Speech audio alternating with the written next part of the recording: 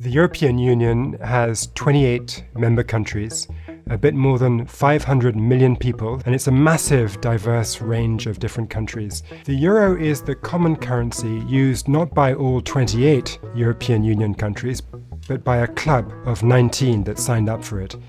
It came into being really in 2002, when they phased out the old currencies and coins that had been in people's pockets until then. The European countries began to integrate in the 1950s when they came up with the idea of the coal and steel union. If they had joint management of those key industries, you couldn't have one country building up a huge defense complex to attack the other one without the other one realizing it. At the beginning, in the 1950s, it was about security and peace. It was about building relationships and integrating a continent that had been riven by war twice in half a century. And then it became a common market for trade. With peace has come a decent measure of prosperity. If you can trade across borders, people can specialize more in what they're good at, and that generally increases productivity. If you can invest and believe that your factory will sell to more consumers, you can reap economies of scale. And then, very importantly, people can move around. You can be a student from Greece and go study in Germany. You can be an electrician from Poland and go work in London. You can be a chef from France, go work in Holland. The central achievement of the European Union has been to bind the countries together in a way that really makes war unimaginable.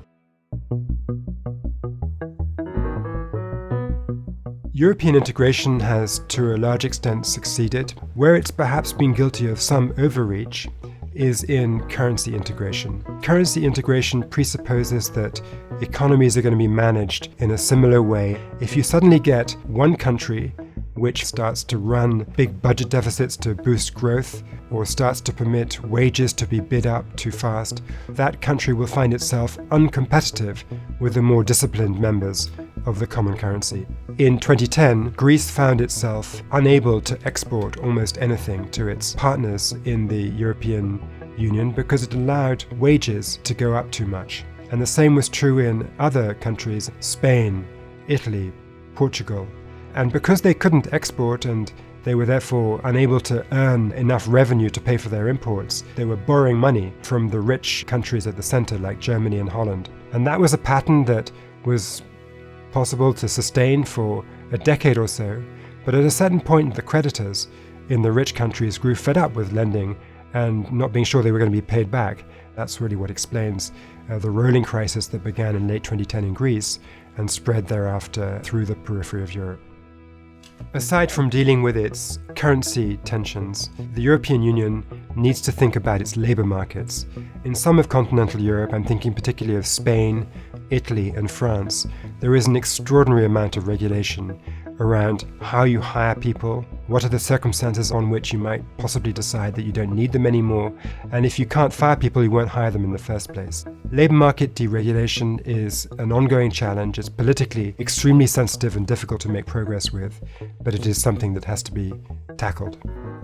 Germany provides a template. Around 2000, Germany was known as the sick man of Europe, and then it embarked on a program of microeconomic reform, freeing up labour markets, freeing up investment rules, and this caused an absolute boom in manufacturing success. A stronger growth in Europe would be great for the US because you'd have more exports to Europe. But then there's also a geopolitical reason for the United States to care, which is during the Cold War, a very strong tradition of cooperation on foreign policy was built up, and Europe remains perhaps the most effective set of allies for not only military challenges, but also things like climate change or dealing with anything from cybersecurity threats to Ebola. And therefore having a prosperous and strong Europe makes Europe into a better partner for the US.